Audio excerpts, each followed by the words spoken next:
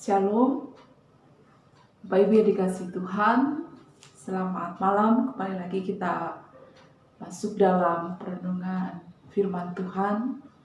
Dan malam hari ini kita akan renungkan dari kitab Yeskil pasal 36 ayat 24 sampai 28. Sebelum kita akan bersama-sama renungkan firman Tuhan ini, mari kita berdoa. Terpujilah Engkau Tuhan yang senantiasa memberikan penyertaan-Mu dalam kehidupan kami sampai saat ini.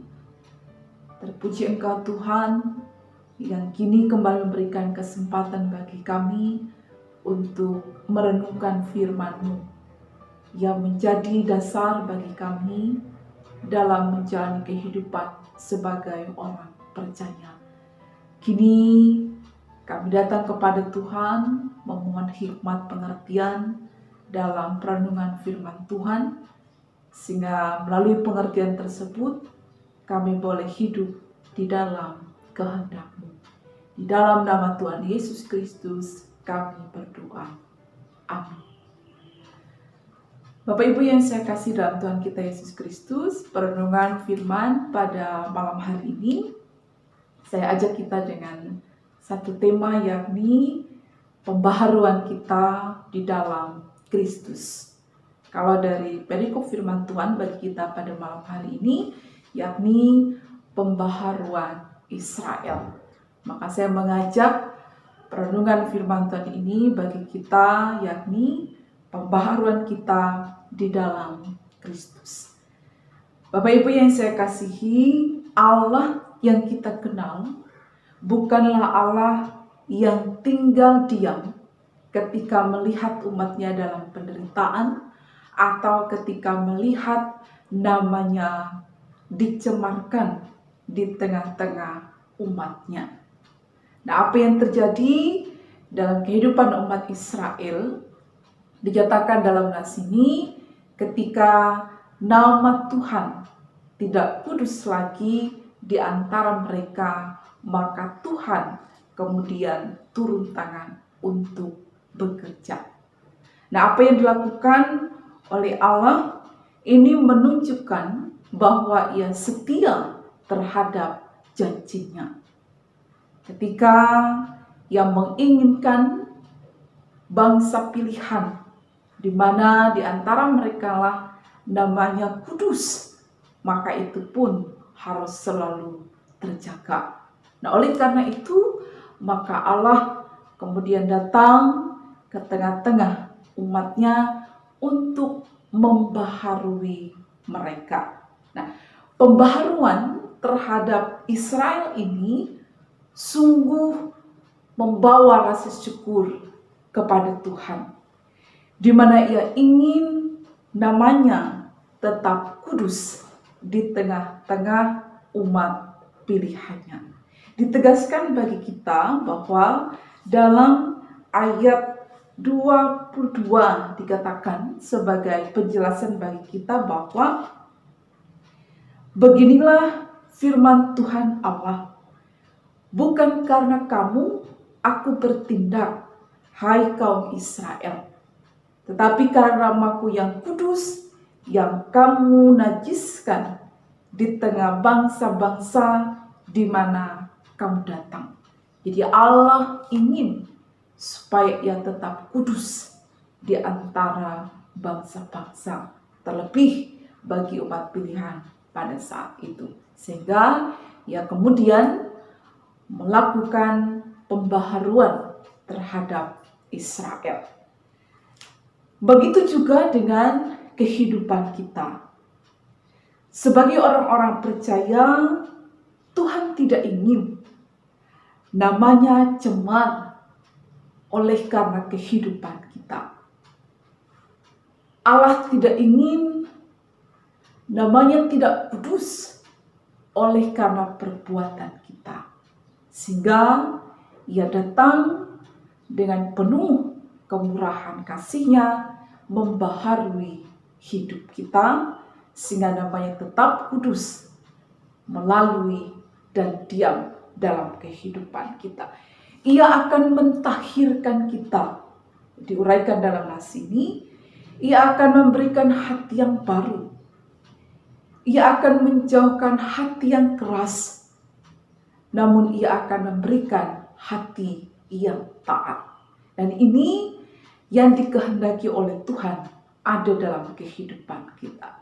Jadi sekali lagi, pembaharuan Israel ini sungguh-sungguh mendatangkan rasa syukur ketika Allah kemudian di dalam Yesus Kristus hadir dalam dunia ini untuk membaharui kita, supaya dalam kehidupan kita, melalui kehidupan kita, nama Tuhan tetap kudus. Maka apa yang Ia lakukan?